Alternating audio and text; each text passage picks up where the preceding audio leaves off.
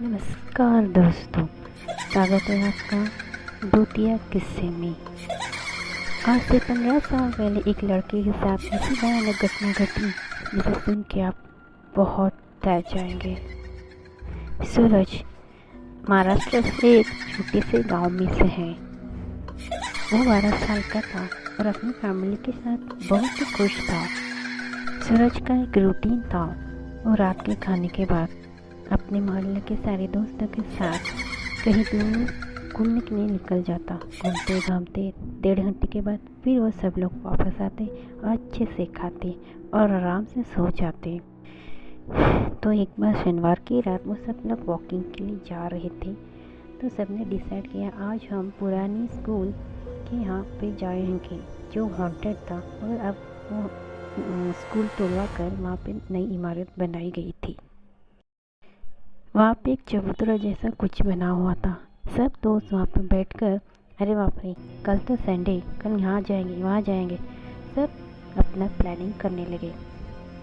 दोस्तों में से एक लड़की ने बोला ऐसा करते कल संडे, कल 5 बजे जल्दी से उठेंगे और हम रनिंग करेंगे और फुटबॉल भी खेलेंगे। पहले तो कम मोबाइल नहीं था। 15 साल पहले मोबाइल का कोई इतना नहीं कि इसलिए ये बच्चे फुटबॉल वगैरह खेलते थे। सबने प्लानिंग करी। सबसे पहले सुबह जो उठेगा वो सबको आवाज़ लगा के उठाएगा। आसपास के बच्चे थे और एक ही मोहल्ले में रहते थे। ऐसा करके सब बातचीत करके सब अपने अपने घर में लौटकर खाना खा के आराम से सो गए। दूसरी सुबह सब लोग जल्दी उठ के रनिंग करने लगे। रनिंग करते करते वह अपनी वही ओल्ड हॉन्टेड स्कूल के पास आ पहुँचे। वहाँ पे लोग रेस लगाने लगे। बाद में ये लोग हाइड एंड सीक खेलते हैं और बाद में सब बच्चे जब हाइड एंड सीक खेलने लगे तो स्कूल के पास एक बरगद का पेड़ था। उसी पेड़ के पास सूरज छुप गया। छुपने के बाद उस पेड़ में उसे एक काली पोटली दिखी। खोलने पर उसे उसमें एक सोने का कड़ा मिला।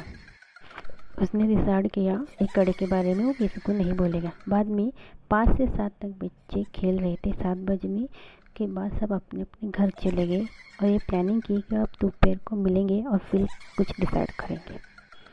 घर में जाके सूरज ने डिसाइड किया कि इस कड़े के बारे में मम्मी पापा को कभी नहीं बताएगा।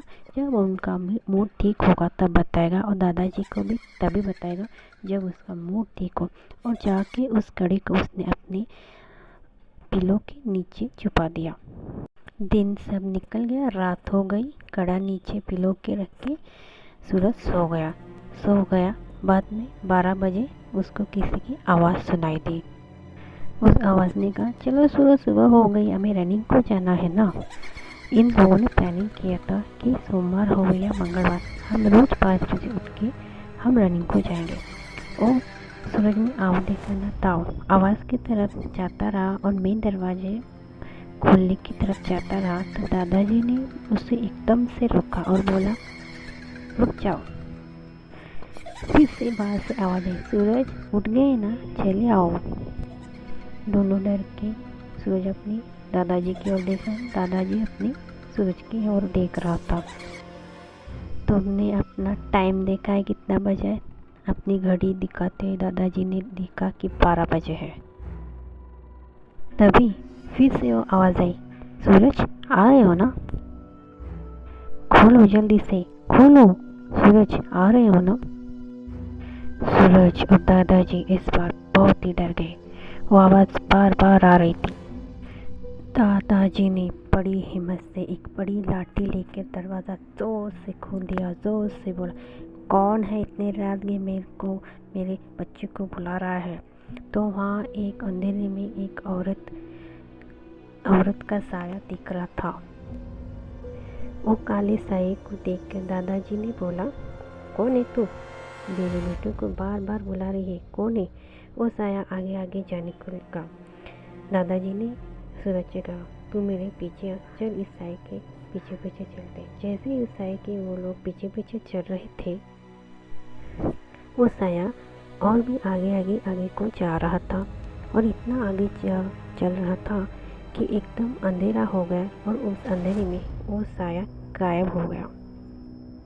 कौन है तू, मेरे घर में आके जैसे मेरे बेटे को बुलाने वाली, मेरे पोते को बुलाने, तू कौन है, फिर से मत आना, फिर से आई तो देख। ऐसा बोल ही रहे थे और वो अपने घर की तरफ वो लोग पलट गए तो वो पीछे से वो औरत बोली, कहाँ जा रहे हो, मेरे सामान तो देते जाओ। और वो साया ज़ोर ज़ोर से हंसने लगा। जैसे ही दादाजी और सूरज उसकी तरफ मुड़े तो वहाँ पे वो साया नहीं था, एक बहुत बड़ा बरगद का पेड़ था और उसमें से एक बहुत बड़ी डाली निकली और उस डाली पे वो साया उल्टा लटका हुआ था और उसकी मुंडी निकल के ज़मीन पर गिर के टूट गई। दादाजी बहुत डर गए। दादाजी घर के तरफ मुड़े और सूरज को बोला, जल्दी से भाग और पीछे से मुड़ के मत देखना। ऐसे भागे सीधे घर के अंदर गए और दोनों ने अंदर से दरवाजे बंद कर दिया। दादाजी ने सूरज से पूछा, क्या तुमने किसी का सामान घर पे लेके आया है? नहीं दादाजी, मैं किसी का सामान तो नहीं ले आया, मगर मैं जहाँ आज छुपने गया था स्कूल के पास जो बरगद का पेड़ है वहाँ पे मुझे एक कड़ा मिला। दादाजी ने डांटा, क्या कर रहे तू, किसी का सामान ऐसा लेके नहीं आते। क्या मिला है, जल्दी से यहाँ पे लेके आओ। सूरज जाके वो कड़ा लाके दादाजी को देता है। दादाजी ने कहा, कैसे भी करके इस कड़े को आज रात को नष्ट करना पड़ेगा, वरना वो चीज़ तुम्हें छोड़ेगी नहीं कभी। तो इतना छोटा हो कि इतना सब जानते हैं, तो फिर ये क्यों नहीं जाना कि किसी की चीज़ यहाँ पे लानी नहीं चाहिए, पहले सोचना चाहिए। अब इसे हम नष्ट कर देते हैं। दादाजी और सूरज ने हनुमान चालीसा पढ़ा और एक हनुमान की मूर्ति हाथ में लेकर वो कड़ा लेकर जल्दी से गांव के बाहर एक कुआं था, उसमें वो कड़ा फेंक दिया। वो और जल्दी से आके अपने घर में आके सो गए। और सब सुबह जब उठे तो हर शाम को उस कुएं के पास कोई भी जाता तो उसमें से आवाज़ आती, मेरा सामान मुझे दे दो, नहीं तो मैं किसी को नहीं छोड़ूंगी। धीरे धीरे ये बात पूरे गांव में फैल गई। पूरे गांव वाले डरने लगे। थोड़े लोग तो अपने आप उस कुएं के आगे जाके जंप मार के सुसाइड करने लगे। ये सब देख के गांव वालों ने फैसला किया, इस कुएं को पूरी तरह से बंद कर देंगे। सूरज और उसके दादाजी, माता पिताजी, किसी ने भी इस कहानी को गाँव वालों को नहीं सुनाया और वो कुआं हमेशा के लिए बंद किया गया। और उसकी कहानी उसी सूरज की गर्लफ्रेंड ने आपको सुनाई जो हमने पेश की। इसी तरह के डरावनी कहानियाँ सुनने के लिए please subscribe to my channel. अगले वीडियो में मिलेंगे। बाय।